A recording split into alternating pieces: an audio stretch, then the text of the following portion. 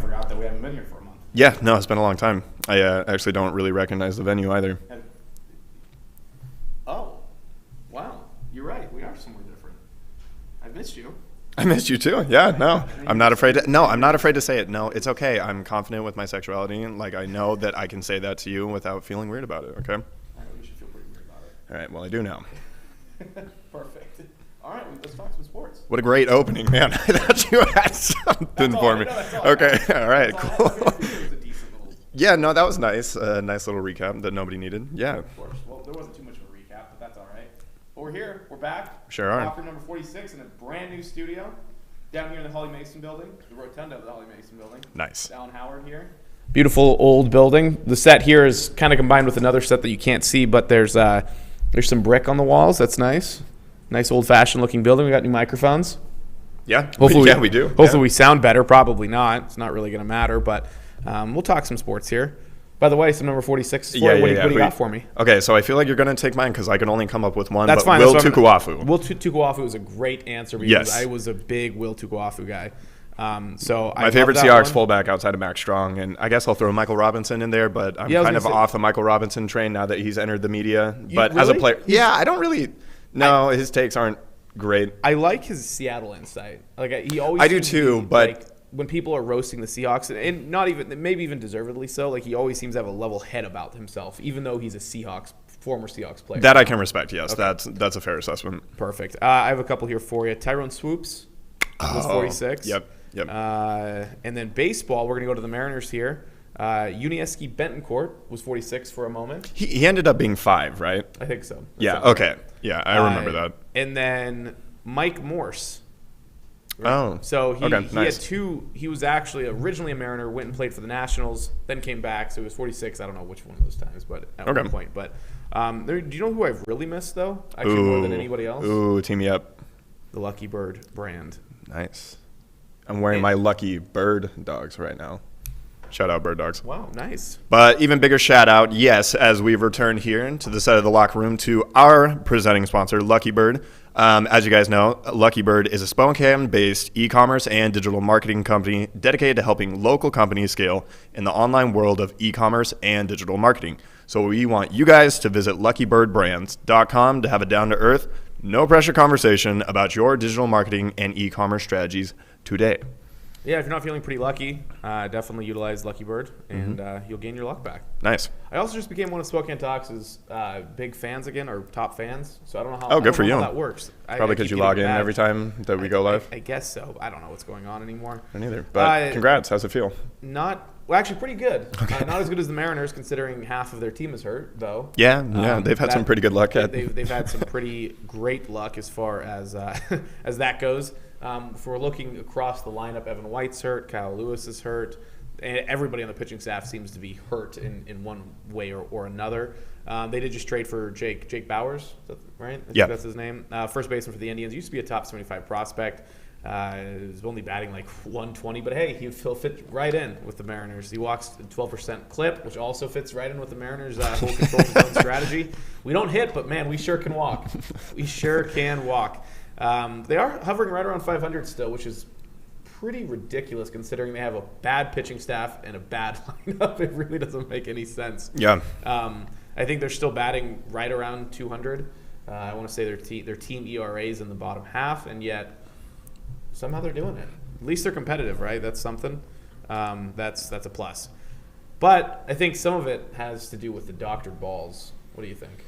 Yeah, something about the doctor balls. Yeah. I mean, it's weird. It's a weird time in baseball. A lot of people actually. I feel like it's perpetually a weird time in baseball. It is, and I think a lot of it comes down to this whole idea that there's cheaters in baseball, and it also brings back the whole idea of steroid talk. I've seen a lot of takes saying legalize everything.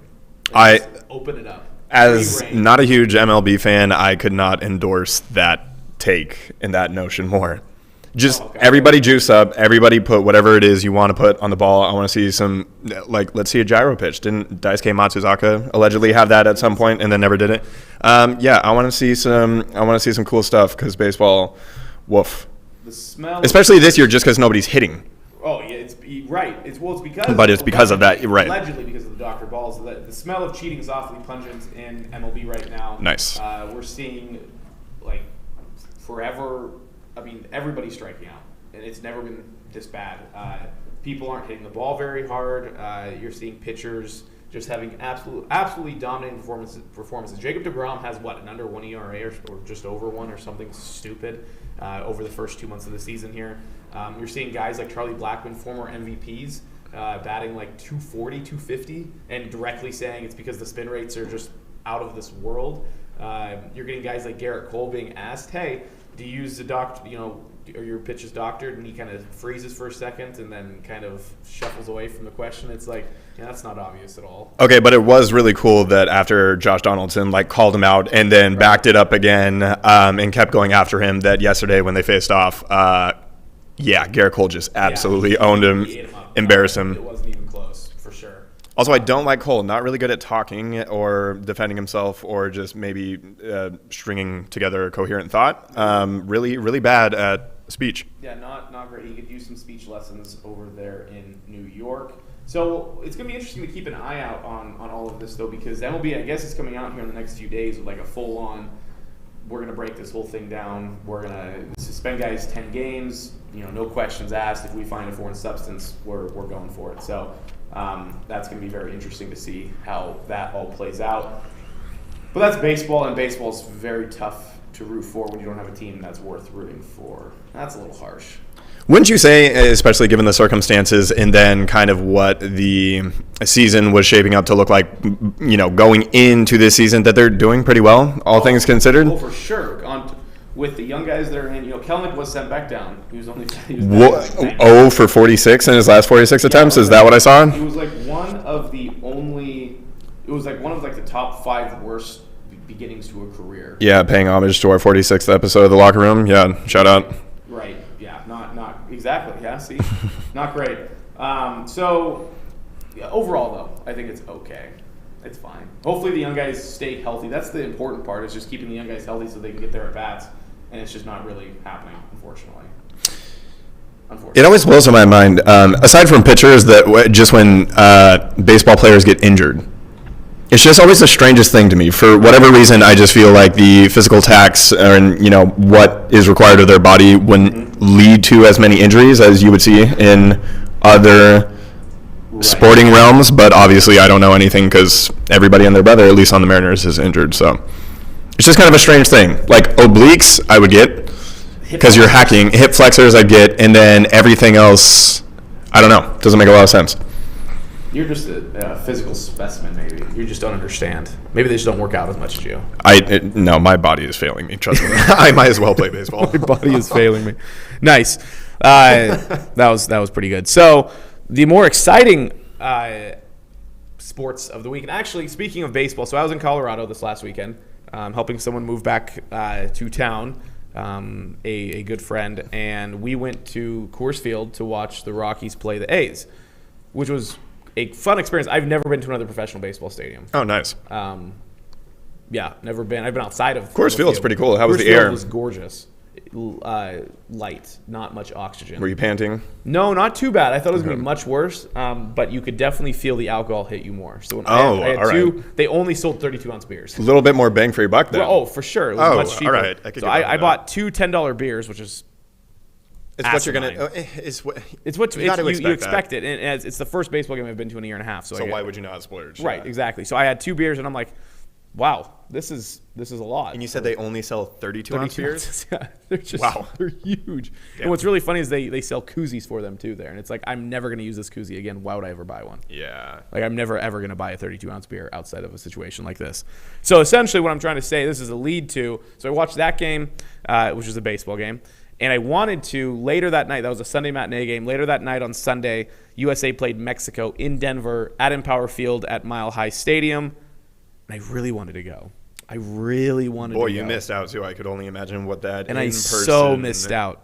I got robbed. I got so robbed because that was one of the most exciting games between USA and Mexico they've had in a long time, mainly because the United States has been so poor on many levels, but the Mexicans just do such a good job at riling up the U.S. and kind of putting them out of their comfort zone. And this you didn't really see that too much this game. So essentially, United States won 3-2 over Mexico in added time, or extra time, I should say. And it was a wild game. I would have loved to be there. I would have really loved to be there. Would you have contributed to the throwing of all sorts of bottles and no, I would onto not. the field? I would not have. That was one of the more crazy sports scenes that I've seen in a while. You just don't see that happening in the United States. That happens. Well, I mean, you have been across the NBA landscape, but Right. so I didn't know when I was watching sort the of, replay of the game where the game was held at. And so it took me a little sifting. It was not as easy to find where the game was being played as it should have been while I'm on the internet. And I was like, oh, they're in Colorado. Really? It was just surprising to me. I figured it was not within the United States. I'm not sure why I felt that, but I feel like most of the USA versus Mexico games. I feel like the environment makes it feel not like United States venue because you don't hear quite that sort of aggressiveness or see that sort of aggressiveness inside of United States stadiums really ever. And I mean, if you didn't watch it, I mean, it was bad. I mean, after anytime someone left the playing surface to like go celebrate or go do whatever, I mean, they're getting hit with stuff like consistently and a lot of it. Gio Reyna, the 18-year-old U.S. men's national player, got hit with a bottle or something. I don't even see what kind of bottle, but he got whacked pretty good from that. Obviously, the popcorn and other stuff was thrown, but no, they didn't even have to flop to represent how much they were actually getting hit. Right, I know they actually were getting hit pretty good. Yeah. U.S. gave up a goal in the first minute, and I missed the first half of the game. I was helping actively move stuff into a cargo trailer, but Mexico scored in the first minute. U.S. answered Gio Reyna in the 27th, and then from that point on, it was a little slow. Little things weren't really fluid, and then all hell broke loose late in the second half. Mexico scored in the 79th minute. At that point, I was watching. I'm like, here we go. Like they're done. U.S. answers 3 minutes later, and then all of a sudden, this is where stuff starts getting bad. I mean, Mexico players are fouling U.S. players because that's what they do all the time. That's the best way to get underneath the U.S. skin is because the Mexican national team is very good at bending the rules and just pressuring specifically the United States as much as they can. Things didn't change in added time. Things got a little bit more aggressive. Christian Pulisic actually finished off a penalty kick in the 114th minute. A few minutes later, Mexico was awarded a penalty kick and was saved by Ethan Horvath after he was subbed on when Zach Steffen went out with an injury. So, I mean, the amount of storylines in this game on top of just the most incredible performance that the U.S. men's national team has had against Mexico in a long time. It's the first time the U.S. has actually won a game that meant something in 8 years against Mexico. And they play 2 to 3 times a year. Wow. I mean, it was a big deal. First time they actually had played this tournament and actually awarded this trophy. So the U.S. is 1-0 in this tournament, while Mexico is 0-1. So it'll be fun to see. World Cup qualifying is coming up later this year after the Euros, which was postponed until this year because of COVID. So we'll see what can happen. But they appear to be a very youthful, fun team. Did you watch the game? Absolutely not. Absolutely no, I had not? no idea what was going on. Okay, but would you have? No. Okay. I'm way too far behind on all things U.S. soccer. That's fair. fair. After 2014, I gave up. I was pretty into it. Yeah, even 2010 as well, dating back then. I was also playing soccer at the time, so it was a lot easier for me to take an interest and actually seek, some U.S. soccer action. But no, I'm out. Mexico was awfully flaccid during the game. There was just not much leadership. Even their head coach got a red card. Did you see that? Yes, that I did see, which was hilarious. Yeah, well, I don't know what they thought. Let's put the replay booth in between the two benches. Like, there's surely nothing will happen there. So the Mexican national team coach came over and put his arm around the referee while he was looking at the instant replay. And the ref kind of looked at his shoulder like, who just touched me? He turned around, saw I was the head coach, and immediately gave out the red card. So that was actually pretty entertaining as well. Kind of added another little chapter to that game for sure. Have you been watching the NHL playoffs? A little bit. You've probably watched more than I have. It's actually it's a little sad. I've been a little busy. I know you're the. I'm supposed to be the NHL guy, and it's not happening for some reason. I don't know why, but I do love me some NHL playoffs. I'm going to tune in now that we're essentially here in the semifinals of the Stanley Cup finals in general. To kind of give you a little bit of an update, there's only one series left here in round 2. The Islanders won the series 4-2 over the Bruins, which, we talked about this a little bit before the show, but I thought the Bruins were better. So I think, to my knowledge, the Bruins incurred a couple injuries. I guess their goalie was also playing injured, right. And Boston seems to have a love-hate relationship with him. Apparently, he's really good. Like, he's an all-world caliber talent as a goalie, but injuries and just, the streakiness. Of course, okay, so did you watch any of the Barstool streams that were going on? So I caught us up with some of the highlights of those. Those were pretty incredible. Those were pretty great. The New Yorkers they did a really versus good job. the Bostonians. It's literally perfect. I mean, New York definitely took one here from Boston. This was a big series for these two cities. Oh, it totally was, yeah. I mean, so I didn't even realize that the Islanders were already in last year's Stanley Cup Eastern Conference Finals against the Lightning, and so that's going to be a rematch of last year's conference finals, so that'll be interesting. The Lightning are basically back with everybody that they had last year when they won the Stanley Cup. Right. And I don't know. That is shaking up to be a really compelling series. And, I think the Lightning just absolutely, manhandled the Hurricanes. They did, which is weird because, the Hurricanes were the number one seed there in the East. Yeah. So that was surprising to see that. I mean, they took it to them 4-1 and never seemed really out of it. They were up 2-1, lost the game, and then they won out the last two games. They outscored Carolina pretty darn badly there. Yeah. So the East will be a pretty good matchup here with the Islanders going up against the Lightning again. Right. And from what I understand in the Western Conference, the Canadiens are in the Western Conference Finals more. Did you say Canadiens are in? Okay, so I don't know.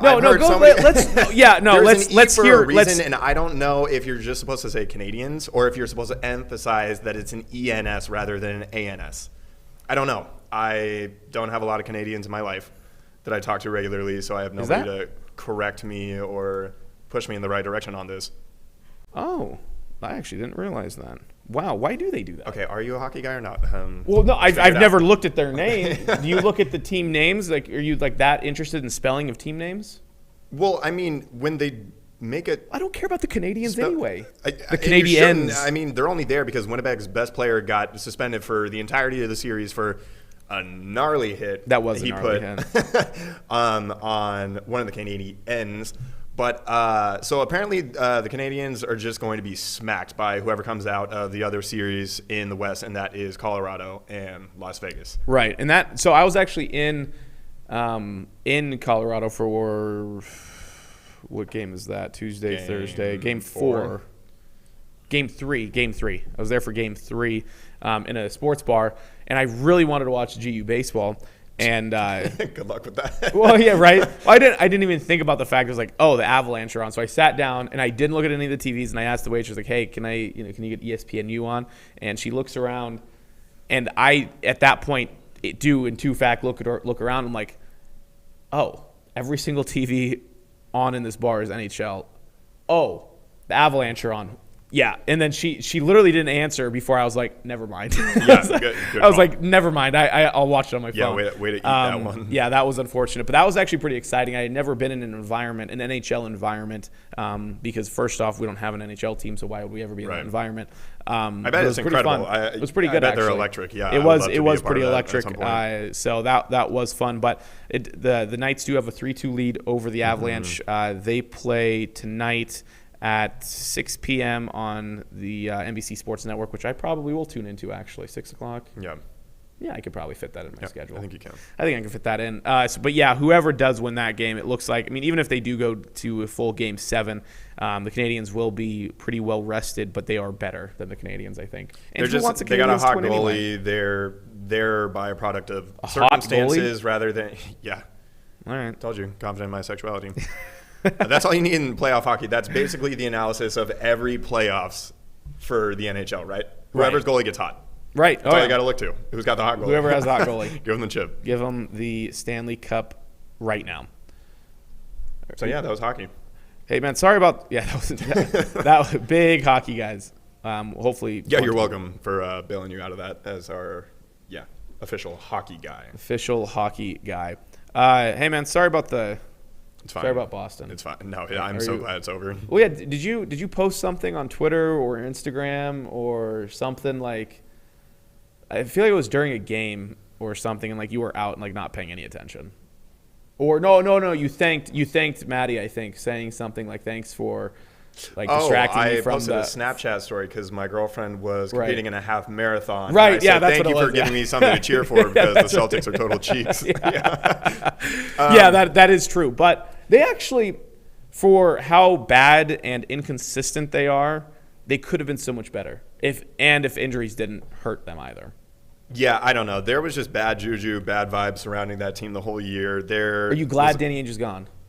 I'm glad that there was a shakeup. Yeah, I mean, only time will tell if it was the right move, but I'm glad that they didn't just they weren't complacent and were just like, you know what, we'll have better health luck next year.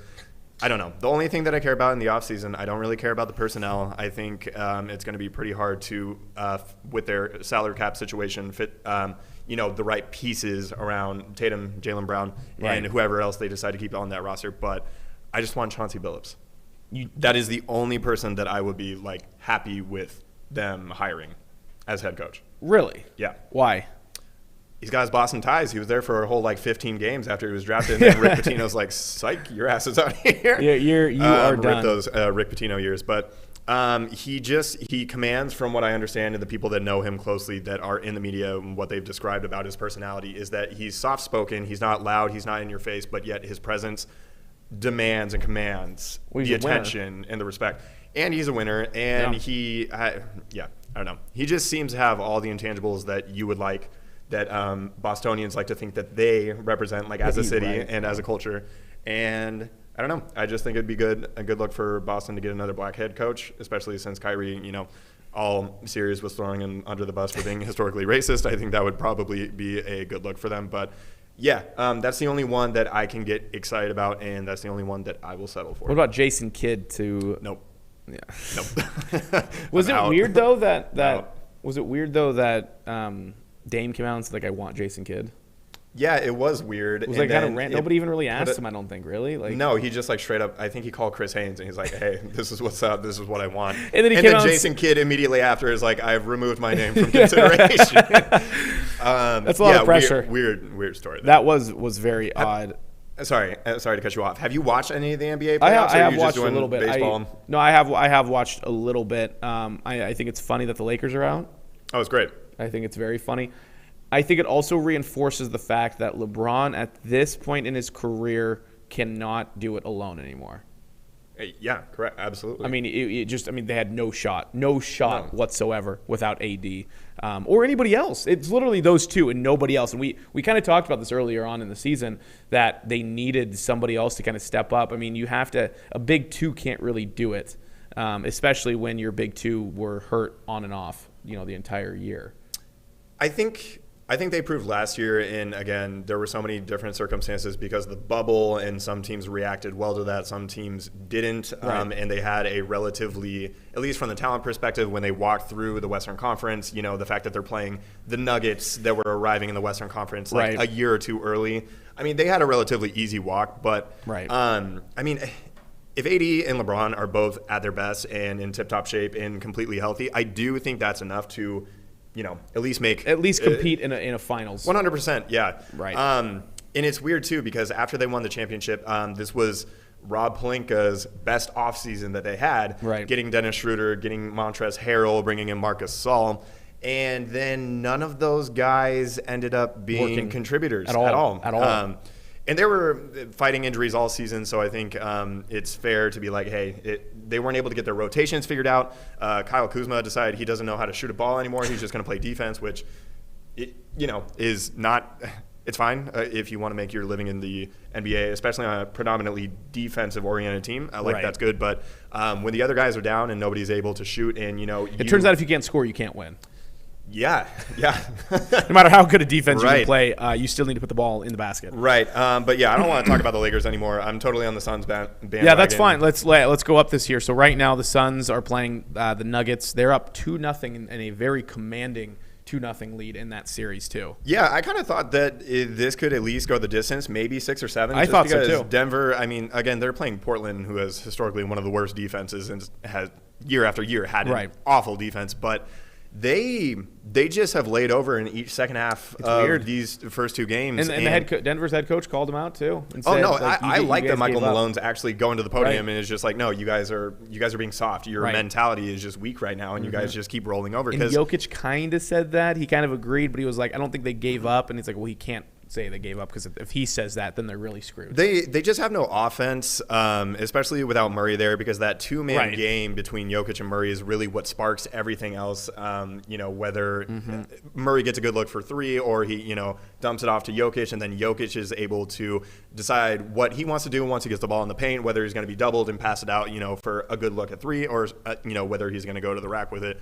So the absence of that has been huge. Their point guards are not playing great. I know that they got Right. Will Barton back, and Monte Morris has played okay.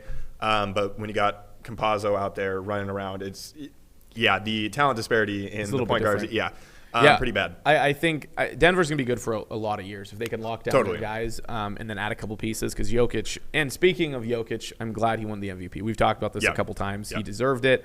I think it's really funny that he's the MVP because he doesn't look like an MVP Nope. at all. Nope. I saw that picture of him as a kid where he had some pretty good baby fat there, and so I think it's funny that he won it, first center to win it since Shaq did, 2000 or something. Lowest drafted player ever to win Right. it. I mean, he literally, everything about him said no to the MVP, but Yeah. he definitely did deserve it. But I think Phoenix is going to have an easy time with that series. It seems like Denver. I do too, especially after the way the first two. I mean, if we'll see, it's kind of similar to the Milwaukee-Brooklyn series. Like, Right. unless Milwaukee or Denver going back to their home court can do Spark. anything in Game 3, Right. It's over. Yeah, I agree. And again, I don't think there's much to say here in the Brooklyn-Milwaukee series. But they don't have James Harden, and it doesn't matter. All their role players are Stepping up. They just. It works so well. I don't know what you can do, really. It's a little surprising because everybody always said that if they don't have Harden, that's the biggest problem, and that's proving to not be true.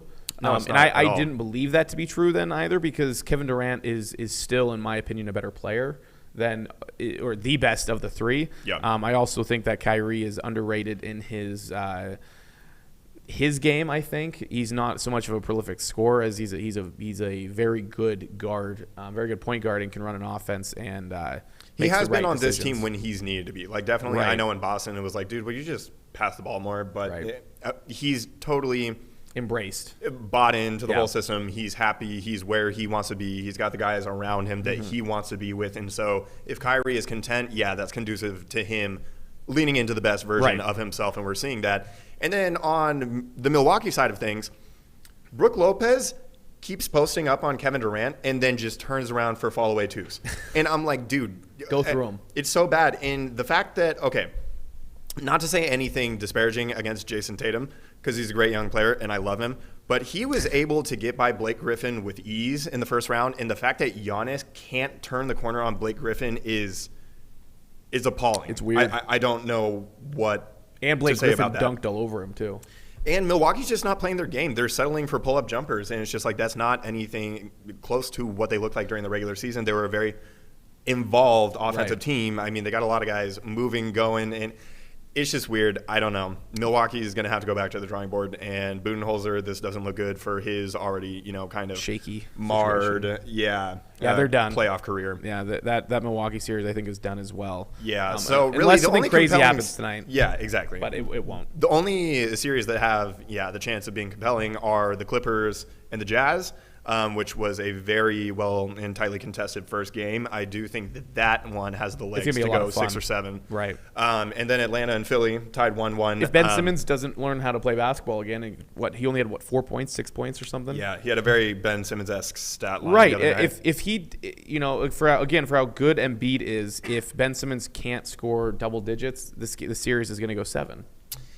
I mean, as long as Seth Curry, Tobias Harris, Shake Milton off the bench, as long as they're contributing at least double digits, and then Embiid, you got to at least pencil him in for 30 a night, assuming Right. that he's able to continue to play on that torn meniscus, which is a big if. That's crazy Yeah. that he's been able to do that so far. Well, Tony Allen, I believe, one of the years that he won Defensive Player of the Year, he played all year That on sounds torn right. meniscus. So it can be done. It's Pain not the most management, yeah. debilitating of injuries, but with Embiid's track record and his history, it is impressive and tip of the hat to him that he's actually going out there. Well, and And if we didn't know before the series that he did have the meniscus tear, we wouldn't know because right. he's played incredibly and he's looked very much himself. Well, it's forced Kyle Lewis out of baseball, so that's unfortunate. That's a bad look, Kyle. My guess is it's a partially torn meniscus because if it was fully, it is torn, partially, yeah. You would have problems, and I think that is where Kyle Lewis is sitting right now with his. But yeah, the NBA continues tonight. We have 2 games on tap. I don't know what times they are. I'm not going to look. But Utah and the Clippers play tonight, and Milwaukee and Brooklyn play tonight as well. Game 3 for Milwaukee, the Milwaukee series, and Game 2 for the Utah series. Yep. So we'll see what happens with that. I might tune in. I might not. I might be too busy watching NHL. That's fair enough. So let's move on here a little bit. We're going to talk just in general some college sports here for about six-ish minutes. I do want to point out that the GU men's baseball team, I don't know why I said men's baseball considering baseball is a men's sport. GU baseball did lose in the regional round of the NCAA tournament. They did beat LSU. LSU historically has been like one of the best programs in college baseball history, at least over the last couple decades, under their current head coach. They did beat them 3-0 behind Alec Jacobs. Really impressive complete game shutout of the Tigers. They did go on to lose to University of Oregon on Saturday, 3-7. Then on Sunday they lost LSU again. Back-to-back games, I guess, not again to LSU. 4-9. Unfortunately, that did eliminate them. Their problem, which they've had all year, they didn't have a ton of depth behind Alec Jacob, who will probably get a look in MLB come this summer. A couple guys, including Brett Harris, will also probably get another look at Pro Ball. So that is really cool. But a really good year for them. They had one of the best winning percentages under Mark Mactoff over the last couple decades. Had, I think, top 5 strength of schedule. Played a lot of tough teams early on in the season. Almost hosted the first regional that they've ever hosted. Didn't quite do that after losing 2 of 3 to San Diego in the final weekend series of the year. Oof. But good job on their part. Fun season. I did cover a couple games. I did a couple feature stories on Jacob and on Brett Harris. Have a story actually I have to write today, just kind of a season recap. But good on them. In general, though, about GU Athletics, Athletic Director Mike Roth 2 days ago did announce his resignation from Athletic Director. Not retroactive, but come I think August 31st. So September 1st, they will have a new athletic director, and that is Chris Standiford, who is currently the deputy athletic director at GU. I know you probably don't have many thoughts, but in general, I think they handled this about as well as they could have. I mean, the guy who's been the top of your program for the last 20 years, 25 years, who has seen this program rise to heights it has never seen before, he decides to step down. And immediately they hire his replacement, and it's his second in command, who's also been here for the last 20-plus years. I mean, that's about as good as you can get. It's seemingly pretty seamless. Right. Transition. Oh, no, for sure. And you know, you look at like WSU, for instance, and they took weeks to hire their athletic director. You look at Eastern, same kind of thing. It took them a long time to find their athletic director, and your whole department is sitting in limbo at this point. And so GU did the right thing, stepped up, made that replacement. Mike Roth's a great guy. I've talked with Standiford a few times. Seems to be just as responsive to media requests, which is really important considering the college athletics are in general pretty tough to get anything out of. So good on them. Roth will be here for a couple more months, so we'll still get a few more months of that. But come next GU basketball season, there will be a new athletic director in charge. So that is kind of a big deal. The other thing that I do want to talk about just here for a couple minutes, Mark Few was in D.C. yesterday. Talking about the name, image, likeness debate in college sports. He was there, like the top guy for that debate. He was there, had the opening statement, made a lot of different things. What is your opinion on the name, image, likeness debate, and how much or where should college athletes get paid? Where there are opportunities for each individual to explore. Mm-hmm. The thing is, especially with football, it's really just going to be the top tier, la creme de la creme, collegiate athletes, and it's only going to be predominantly in basketball and football, maybe a little bit in baseball, maybe in softball if teams. Some incredible transcendent talent comes through. The only sports that have a professional avenue. Right. Yeah, most likely. But it's just you're not going to see it in volleyball or rowing or anything like that. Yeah, it's just unrealistic for football, an example, the guys 5 through however many, 80, 90 that they have on the roster. It's just like you're not going to get much. There isn't really anything out there for you. So, I think that if it's there for them, I think they should be able to take advantage of it. I don't really see any argument against that, unless you have one that you're about to beat me down with. But right, my only argument on this whole thing, I don't believe universities should be paying these players directly. I don't think there should be any sort of money being transferred between university and player. Now, on the other hand, I do believe that players should be allowed to go to fundraisers and sell their autographs. Like I don't understand why that's been such a big deal. They should be able to be have their real names in video games, right? Yeah. Like I mean, there's no reason as to why they should be able to do that. It doesn't hurt their amateurism, which is a stupid thing to even call it. None of these guys are amateurs anyway. These guys all have shoe deals before they even get out of college most of the time. I mean, they signed them the day after they announced the NBA draft. You think those deals happen overnight? No. So my big thing is they shouldn't get paid as far as they shouldn't get contracts. They shouldn't have anything like that. But I do believe that the money that they earn outside of direct university activities should be available to them. I generally agree with that. Yeah. I think that's a fair position. So we'll see what happens. But Mark Few was over there, which was really cool. I mean, literally, he was talking in front of the United States Senate. I mean, it was a really cool experience to see him there. He was on PBS and whatever else. He was on C-SPAN, so that was kind of funny to see. But it was kind of cool, though, too, because with Roy Williams retired, with Coach K retiring, Barf. Mark Few is one of, the faces of college basketball. Yeah. He's on the Mount Rushmore of coaches right now, I think. You have Boeheim, you have Few, you still have Coach K. You got the Miller brothers. Oh, right. It was a joke. Yeah, man. So cool on that. Like I said, we're kind of running a little short on time, so we're going to jump into our jabronis here. You have two of them? I got two. All right, you can go first with one, then I'll go. Okay, I don't remember which one my first one was, but I believe it was Donald Sterling, the former owner of the Clippers. I haven't seen anything about him. So the video that he had, he was talking with Anderson Cooper, is it? Yeah. And it's just a soundbite that is honestly just comical, and it's kind of hard to believe. So if you want to let that roll and just listen to that, I think you'd understand why. All right, I'm here for it. What has he done? Can you tell me? Big Magic Johnson, what has he done? Well, he's a business person. He's got AIDS. So he just flat out cuts him off, interrupts him. AIDS. AIDS. A little ad hominem coming from good old Don Sterling. So I just saw that, and it was just hilarious. And that guy sucks, and good riddance to him. And that was a long time ago. That was like 2013, 2014. So it's kind of crazy to see or think about how far back rear view that was. I don't even think that's technically accurate. He's just got HIV, right? No, Does he have AIDS? I think you have to at this point, right? I don't know. I mean, he's gone, 30 years? I feel like you...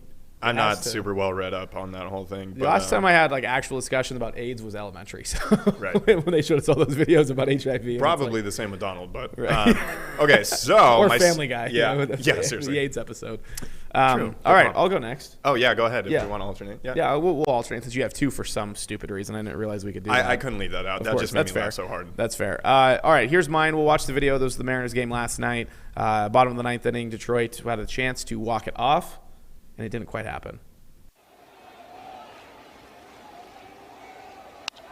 Paredes clubs this to left field. Fraley leaps in. Fraley made the catch. Are you serious? Shed gets two. So Jake Fraley there just saved a walk-off home run. You're probably wondering who my jabroni is. The base runner? Isaac Paredes, the batter. Oh. What an idiot, right? What a big jabroni for allowing Jake Fraley to rob him. He should just hit it 2 feet further. What a raging douche.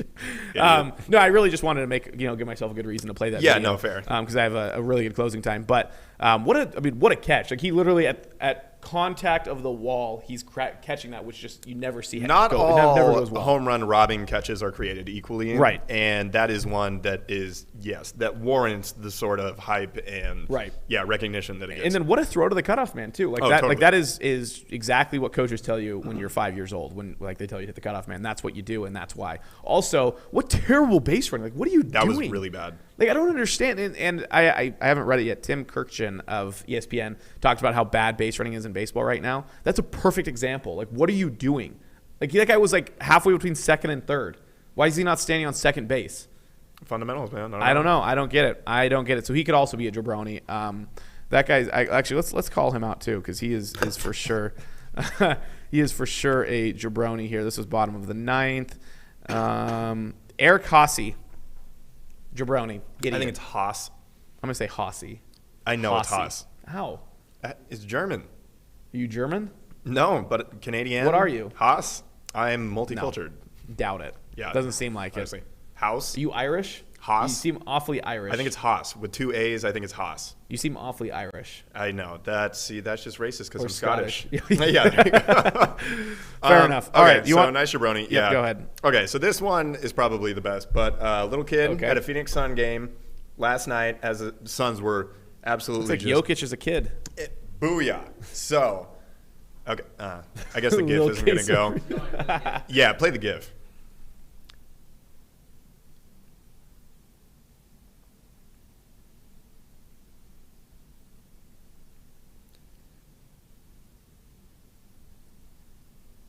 So this is an example of when I mold the definition of jabroni to fit whatever I just want to show. This is the most endearing of jabronis that I could possibly give out. That kid kicks ass. But the other thing that was really cool, so PFT is the one that retweeted that and said little quesarito. And so to provide context on the little quesarito, so with Jokic winning the MVP, there were videos resurfacing of back in 2014 when he was drafted. Right. And he was so far back in the draft, pick number 41, that they were in a commercial break when the pick came up. And what was being advertised and what was the commercial when it came across the ticker that the Nuggets select Nikola Jokic, number 41, Taco Bell, and the release of the quesarito. Ooh. And so, I don't know, there's potential that quesarito and Jokic will forever be linked. Maybe there's some nickname potential there. That's pretty funny, though. But yeah, so like you said, with that being a little Jokic-looking guy, that's what he was getting at, little quesarito. That's pretty good. I like the background there. Yeah, no, really good stuff. That is good to know. So, yeah, that kid's crazy. He may have to check into it. If you watch like the full video, he doesn't understand, or he doesn't know how long the camera is going to stay on him. So he's like internally debating whether he's going to take his shirt off or if he's even going to have time to. And then he finally just goes for it, and nipples ensue. It'd be pretty funny to be at his school the next day to see like how his lack of friends respond. Ouch. Whoops. His name is Blake. Thanks. You got it. Thanks, Blake. Much appreciated. All right, you ready for your sports fact? This is the best one I've ever found. Okay, cool. It's not even close. More than 100 children annually are conceived at the Super Bowl parking lot during tailgate parties. I don't know how they got that number, but I guess the NFL were like at tailgate parties, like the party outside of the Super Bowl. Yeah. What? Yeah. So people are having sex in the parking lot? Yeah. Sounds fake. I looked it up. I guess it's probably within I saw it on Bleacher the Report confines and of their Facts.com. Or motorhomes or whatever. Yeah, okay. Yeah. All right. Okay, you're not nearly as excited or like. Well, I knew that there's always like a baby boom, especially with the Super Bowl winning cities. winning Okay, well, this is completely different though. Like this is in the parking lot. Okay, fair. Yeah. There's a lot of bulbous males running. Good on them. Nice. Good on them. Thanks. All right. Okay, we'll just move on. Shout out to Super Bowl parking lot conceived babies. Yeah, that's actually pretty funny. I thought pretty interesting. I saw it on two sources. So confirmed. Confirmed. 100%. There are a lot worse ways to be conceived. There are. Yeah. All right. Thanks. Thanks for that. Sorry. All right. You do your closing time first because mine is so heartwarming. It's definitely the best way to end the show. My closing time is feeling old. There was a picture of a poster with the NFL's top tier wide receivers, and it probably came out in 2013, 2014. If Sam wants to put it up. It does not work. Wow. Doesn't want to work. So when you said earlier that you couldn't do it, and you said it was a joke, you actually meant you couldn't do it. Jokingly, but give me a second. Okay. Anyway, it was Julio Jones, it was DeAndre Hopkins, it was Dez Bryant, it was OBJ, it was Antonio Brown, and then there was one more that I can't remember off the top of my head. Yeah. And then basically the caption was just like, when this poster is no longer relevant. Dez Bryant, not really relevant. OBJ, not super really underwhelming. Right. After his first season. Antonio Brown is kind of an afterthought on the Bucks. Julio Jones is now wearing number 2 in Tennessee. I still hate the jersey rules, by the way. Yeah, some of them look really bad. That's just stupid. That's one of the reasons I really didn't like college football is I didn't know who was who because I didn't know any of their numbers. Right. But anyway, the point is, in my 14 years of being a close follower of all things sports, there have been generational turnover. And that really just kind of brought it home. I don't like it. But yes, exactly. It is unfortunate because, you look at some of these stars, the people that you followed a lot, played fantasy football with. I feel like fantasy really does give you kind of Definitely a connection to some of these players that you never would have had. And so I haven't played fantasy baseball in a while, and I feel like I don't have as much of a connection to baseball as I should. I really need to get back into fantasy baseball. All right, well, my closing time will work because I'm not an idiot. And sent – what did you even send him? It's not you. It's Andrew. I sent him a picture. It was from Twitter for some reason. The program just Oh. Okay. the only one, by the way. The only one. Yeah, the only one ever. All right, well, here's my video of a very heartwarming story. Greg Olson's son has had heart problems his entire life, has had multiple open heart surgeries, was essentially going to die here pretty darn quick because they were having even more problems. They were in the hospital for a long time. So here's his son breaking the news to his siblings that he will be receiving a heart transplant very, very soon. You know how I need a heart transplant? Yeah. They've been trying to find one. Today, this morning, they found one. Yes! Yes! Yes! Yes! Thank you. Let's go. Just be gentle with them. Yes. Yes. I'm going tomorrow. We're open tomorrow morning. I gotta go test in it. My back's Stand next to each other. Like that's one of the more just pure things you'll ever see. Humanity. A lot of sports connections there. Former Seahawk Greg Olson, that's his son. He's built a facility. You mean Seahawks legend? Seahawks legend Greg Olson. He's built a specialized facility for kids with heart problems there. I think that was in either in North Carolina or Chicago. I don't remember which one of those places he actually ended up building that. But it's so funny, with kids. Neither one of them are crying, but parents obviously are bawling in those situations. But the kids are just super duper. We're so cool. Yeah, neato. We're so happy for you. Let's here's a high five for you, buddy, old pal. My brother or whatever. But it's also awesome. His brother just got back from baseball practice. Was rocking the shades on the hat. He's probably 10. Yep. Definitely future star right there. So hopefully that was a nice way to end the show. Our first show back here in a month. We were gone for 4 weeks. We were. Thanks to this station move. We're going to get it all set up here.